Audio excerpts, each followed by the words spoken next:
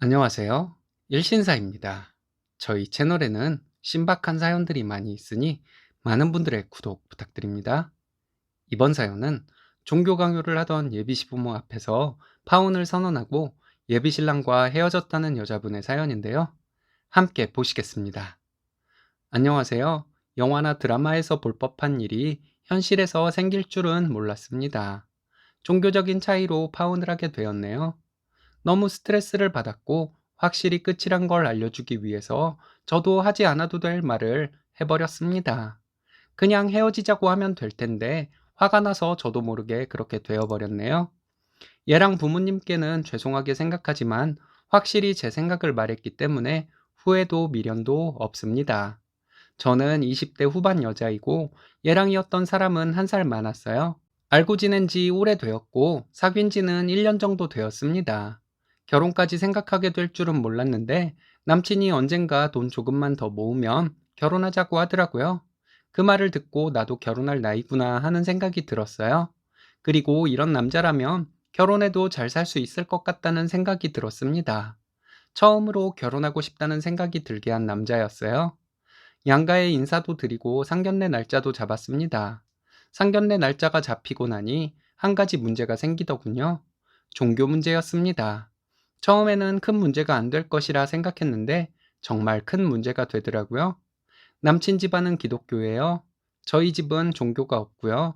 저희 할아버지가 어렸을 때 풍수에 대해서 얘기하시는 걸 몇 번 들은 적이 있고 저와 남동생 이름은 어디 철학관에서 지어왔다고 들었습니다. 저희 부모님은 종교에 대한 선입견 같은 것도 없으세요. 그런데 저는 기독교를 정말 싫어했습니다. 지하철이나 길거리에서 종교 강요를 하는 사람들 때문에 싫어하게 되었어요. 남친 집안이 교회를 다닌다는 것을 알고 처음에 사귀는 것을 고민했었는데 이렇게 결혼까지 생각하게 될 줄은 몰랐어요. 가볍게 사귄다는 생각으로 교제를 시작했죠. 남친은 술도 좋아하고 말로는 부모님 때문에 어렸을 때부터 다니던 교회라서 교회를 가는 것이 습관처럼 되었다고 했기 때문에 독실한 줄은 몰랐습니다. 결혼 얘기가 나오기 시작하고 나중에 보니 남친도 엄청 독실하더군요. 일요일은 물론 토요일도 교회에 나가고 교회 청년부 회장도 한다더라고요. 교회에 그렇게 나가더라도 주말에 데이트도 하고 그래서 연애하는데 큰 걸림돌은 되지 않아 그렇게 독실한 종교인인 줄 몰랐습니다. 결혼 얘기가 나오기 시작하고 남친은 본인 생각을 말하는데 많이 놀랐어요. 결혼식은 교회에서 해야 한다고 했습니다. 남친 아버님은 저에게 결혼하기로 했으니 이제부터 교회에 다녀야 한다고 하셨고요. 어머님은 저에게 당장 주말부터 다니시는 교회에 나와서 결혼할 사이라고 교회분들한테 인사도 하고 그래야 한다는데 저는 정말 싫었습니다. 근데 분위기상 싫다는 말을 못 하겠더라고요. 남친 부모님께 적당히 둘러댄다고 했던 말이 집 가까운 교회에 다니겠다고 한 것이었어요. 그리고 결혼하면 신혼집 가까운 곳에 있는 교회에 다니겠다고 했는데 그건 또 절대 안 된다고 하시더군요. 처음부터 그냥 교회는 평생 절대 안 다닐 것이라고 솔직하게 말했으면 어땠을까 하는 생각이 들어요. 남친에게는 부모님이 독실하고 그러시니 처음에 몇 번은 보여주기 식으로 갈 수 있겠지만 종교를 믿고 하는 마음은 생길 것 같지가 않다고 했더니 다니다가 믿음이 생기지 않는 것은 어쩔 수 없지만 1년은 꾸준히 다녀봐야 한다더군요. 저는 어렸을 때부터 교회라면 질색이었고 중고등학교를 기독교 학교를 다녀서 강제로 예배를 해야 하는 것에 정말 질렸거든요. 이런 얘기를 했는데도 남친은 막무가내로 1년은 다녀야 한다고 하더라고요. 도저히 안 될 것 같아서 헤어지는 것도 생각하고 남친에게 말해봤습니다. 결혼하고 나서 가족들 모였을 때 식사 전에 기도 정도는 같이 해줄 수 있지만 나에게 종교 강요는 없어야 할 것. 아이가 태어나면 세례 같은 것은 없어야 할 것, 아이가 성인이 되고 나서 본인이 종교를 선택하도록 할 것을 얘기했습니다. 남친은 얼굴이 굳어지더니 생각해보자고 하더군요. 남친은 성격이 화를 잘 안 내는 성격이고 싸우는 것을 싫어하기도 해서 제가 교회 안 간다고 하면 나중에는 받아들일 것 같기는 하지만 너무 평화주의자라서 시부모님이 저에게 종교 강요를 하는 걸 중간에서 막아줄 것 같지는 않았습니다. 남친과 이런 얘기를 하고 바로 다음 날부터 어머님과 아버님의 톡이 오기 시작했습니다. 성경 내용과 왜 교회를 다녀야 하는지에 대한 말씀이었는데 너무 스트레스더라고요. 뭐라 대꾸할지를 모르겠어서 답장도 하지 못했습니다.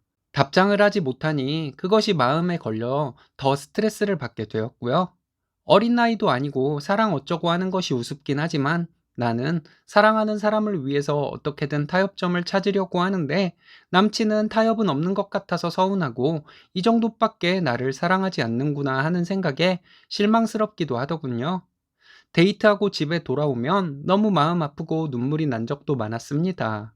남친은 변함없이 차차 저에게 전도하면 된다고 생각하고 남친 부모님은 매일 여러 번 저에게 톡으로 전도하시려는데 상견례는 어떻게 할 것인가 하는 생각에 며칠 동안 잠도 못 잤네요. 상견례 전에 한번 보자고 남친 부모님이 말씀하셨다며 집에 한번 가자고 하더라고요. 마음이 무거웠지만 혹시나 하는 생각에 남친 부모님을 뵈러 갔어요. 그 자리에서 남친 부모님은 저에게 결혼을 하면 남친 가족들이 다니는 교회를 다녀야 한다는 확답을 받으려고 불렀다 하시더군요. 그래야 상견례 때 저희 부모님과 마찰을 빚지 않을 것이라고 하시는데 가슴이 콱 막히는 느낌이었습니다. 아버님이 말씀 끝에 아가, 너희 집에는 전도할 사람이 많구나 하시는데 이 말씀에 결혼에 대한 생각이 싹 사라져 버리더라고요. 며칠간 잠을 못 자서 그런지 제가 그때 제정신이 아니었나 봐요. 나오는 대로 막 말을 하게 되더라고요. 남친 부모님께 우리 어머니가 성당을 다니는데 결혼하면 남친이 그 성당에 다녀야 한다고 말했습니다. 나중에 혼란스러우실까봐 미리 말씀드린다고 하면서 얘기했어요. 우리 부모님이 종교를 중요하게 생각하시는 분들이라서 제 남편이 되면 꼭 그 성당에 다녀야 한다고 말했어요.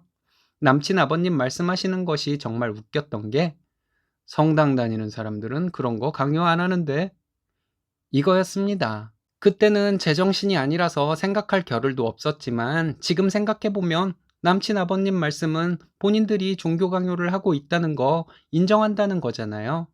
그러더니 남친 부모님은 개신교가 어쩌고 하시면서 설명을 하시는데 하나도 못 알아듣겠더라고요. 어쨌든 남친이 성당을 꼭 다녀야 한다고 말씀드렸어요. 그랬더니 너희 그럼 결혼 못 한다고 하시더군요. 그럼 안 하겠다고 했습니다. 그리고 일어나서 나왔는데 남친이 따라 나와서 갑자기 왜 이러냐고 하더군요. 우리 결혼하면 평생 괴로울 것 같아서 여기서 헤어지자고 했더니 고작 그걸 양보 못해서 이러냐고 하는데 정말 사람을 다시 보게 되었습니다. 사랑하는 사람이 아니라 그냥 모르는 사람 같은 느낌이 확 들었어요. 그럼 남친은 고작 그런 걸 양보 못해서 싫다는 사람에게 그렇게 강요를 했냐고 했죠. 나는 아닌 것 같으니까 교회 다니는 여자 만나서 결혼하라고 했습니다.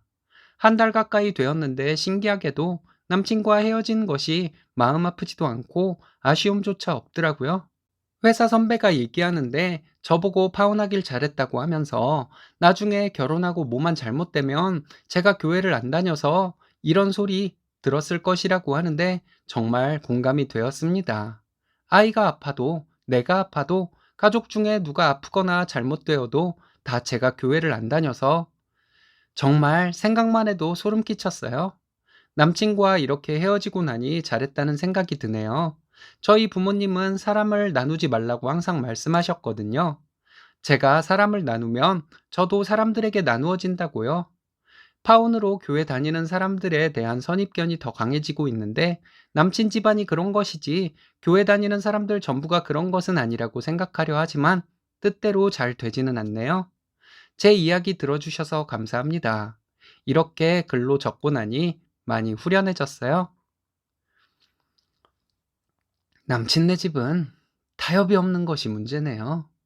본인의 믿음을 타협 없이 남에게 강요하는 사람들과 가족 구성원이 되는 것은 많이 힘든 일일 거예요. 잘 결정하셨습니다.